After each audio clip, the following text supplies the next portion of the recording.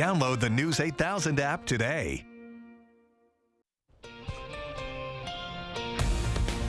The city of La Crosse cut the ribbon on Wagent's Park's brand new shelter. The city and the Wagent-Hogan Neighborhood Association have worked for years to improve the park and its shelter space. Wagent-Hogan Neighborhood Association President Linda Lee says this park has been a long time coming and it's exciting to see it all come together. It gives the community around the park some place to go to congregate. A sense of community can be built by having that shelter there and having a meeting place. The new shelter replaces a 40-year-old storage shed. The space will be used by the Parks Department, and people can also rent out space for events. It holds 25 people and has bathrooms and a drinking fountain. Child care providers in 27 states across the country are making a day without child care and closing their doors to push lawmakers for funding. Sprout Child Care in La Crosse didn't close their doors, but the center's leaders did want people to think about what would happen if they and every other child care center in the country shut down. It would send all these businesses into a grinding halt.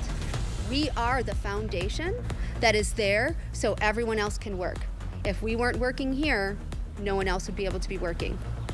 State Senator Jill Billings also spoke at the event. She says pandemic-era funding from the state helped keep child care centers open and helped those businesses offer better pay and benefits to quality child care employees. Senator Billings says she's encouraging the Joint Finance Committee, which is working its way through Governor Evers' budget, to keep that funding. Walker Edison Furniture Company is issuing a voluntary recall of more than 120,000 twin bunk beds due to fall and impact hazards. The company says the wooden slats that support the beds can break. The roughly 121,000 twin-over-twin bunk beds were sold online through Amazon, Walmart, Home Depot, and other retailers. Walker Edison said it got reports of 14 incidents of the slats breaking. There was one report of a minor injury. The beds were sold between February 2010 and February 2022.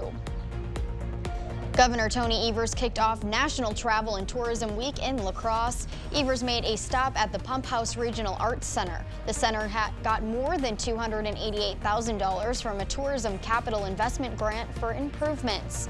The Pump House was able to renovate their bathrooms and update seating in the theater. The governor's budget includes investments to boost state tourism, especially when it comes to the arts. We're hoping to use some of the resources that came as a result of our surplus to set up essentially a fund of $100 million that could, just the interest on that would give us a way to invest in the arts. Evers said the state's tourism industry right now is far exceeding expectations. He says it's bringing in more income than surrounding states. Nurses employed by Mayo Clinic Health System held a press conference to speak about their work conditions in Minnesota. Nurses say they feel undervalued and overworked. In state, all nurses should be retrained. The nurses spoke in support of the Keeping Nurses at the Bedside Act, which is legislation that tackles staffing issues. Today, the American Lung Association is inviting everyone to wear turquoise to help end lung cancer. The annual Turquoise Takeover celebration unites America to stand together against lung cancer. Each year, the ALA turns the nation turquoise, a color symbolizing clean air. The ALA says that 2 easy ways to help prevent lung cancer are to test your home for radon and, if eligible, get screened for lung cancer. And as you head out the door this morning, temperatures are in the 50s under mainly cloudy skies. Some areas waking up to some patchy areas of fog. Other than that, we are looking at a mix of sun and clouds as we head into the afternoon hours, with temperatures warming up into the mid-70s here today. Heading into the day tomorrow, pretty similar, 79 degrees, mostly cloudy and mild. Chances of thunderstorms begin to pick up Thursday, but more so Friday and especially on Saturday, with highs mainly in the 70s and lows in the 50s and low 60s. I'm liking that I don't have to bundle up as much. Oh, I know. No, not anymore. We're well into spring now, so you don't have to worry about that too. Thanks, Derek.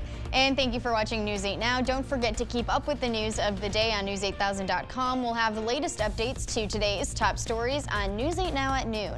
Have a great day, everyone, and thank you for watching News 8.